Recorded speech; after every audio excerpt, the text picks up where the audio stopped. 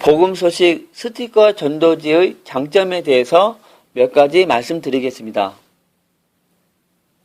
장점을 말하기 전에 주의해야 할 한 가지를 말씀드리겠습니다. 그것은 이 스티커 전도지는 불신자에게 맞춘 눈높이 전도지입니다. 그래서 하나님의 자녀의 눈으로 스티커 안에 두 구절, 즉 운명과 팔자를 바꿔보시지 않겠습니까? 스티커를 다 떼시면 운명과 팔자가 확실히 바뀝니다. 이 두 구절을 보면 황당하다고 생각할 수 있습니다. 아니 무슨 하나님 자녀가 운명과 팔자를 얘기하냐, 이렇게 황당하다고 생각할 수 있습니다. 그런데 이 스티커 전도지는 불신자에게 하기 때문에 불신자의 입장에서 보면 도리어 호기심이 생기고 듣고 싶은 마음이 생깁니다. 부디 신자의 입장에서 보지 말고 불신자의 입장에서 이 스티커 안에 두 구절을 보시기 바랍니다. 자, 첫 번째 장점은 스티커 전도지는 뿌리는 전도지가 아니고 먼저 10분을 확보한 후 떼어주는 전도지입니다. 일반적으로 대부분의 전도지는 뿌리는 전도지입니다. 그럼 1000장을 뿌리면 일반적으로 몇 명이 본다고 생각하십니까?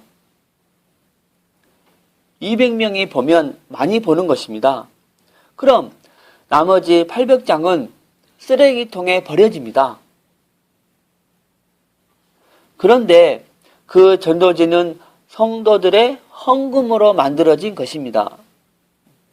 성도들의 헌금이 쓰레기통에 들어간다는 자체가 낭비이고 가슴 아픈 일입니다. 그리고 그 전도지 안에는 생명을 살리는 복음의 내용이 있습니다. 그 복음의 내용이 쓰레기통으로 들어간다는 자체가 전도자의 자존심이 상하는 것입니다. 성경에 진주를 개에게 주지 말라고 했습니다. 그러나 이 스티커 전도지는 뿌리는 것이 아니고 먼저 10분을 확보하고 떼어주는 전도지입니다. 그래서 상대방이 10분을 안 주면 그냥 가져오기 때문에 낭비가 없습니다.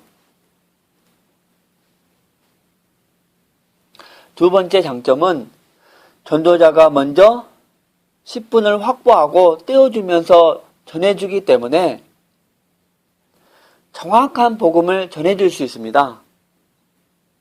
다 전한 후에는 본 교회의 주보를 전해줄 수 있고 또 다른 전도 자료를 줄 수 있습니다.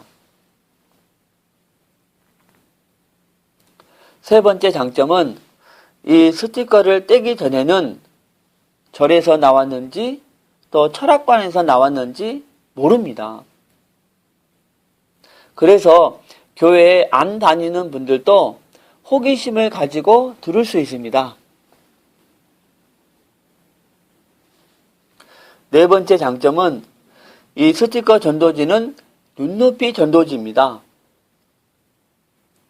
예를 들어서 옛날에 과외 선생님은 본인의 수준에서 학생을 가르쳤기 때문에 학생이 이해를 잘 못하는 경우가 많았습니다. 그러나 지금은 눈높이 교육이라고 해서 선생님이 본인의 수준을 내려놓고 학생 수준으로 내려가서 가르쳐주기 때문에 학생이 쉽게 이해하고 따라올 수 있습니다.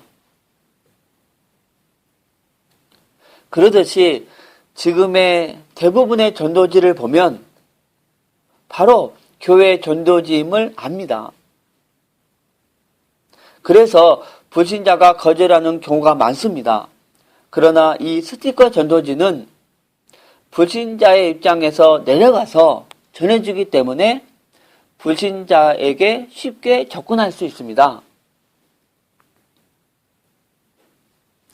요한복음 4장에서도 예수님이 수가성 여인을 전도할 때 바로 복음을 전하지 않았습니다.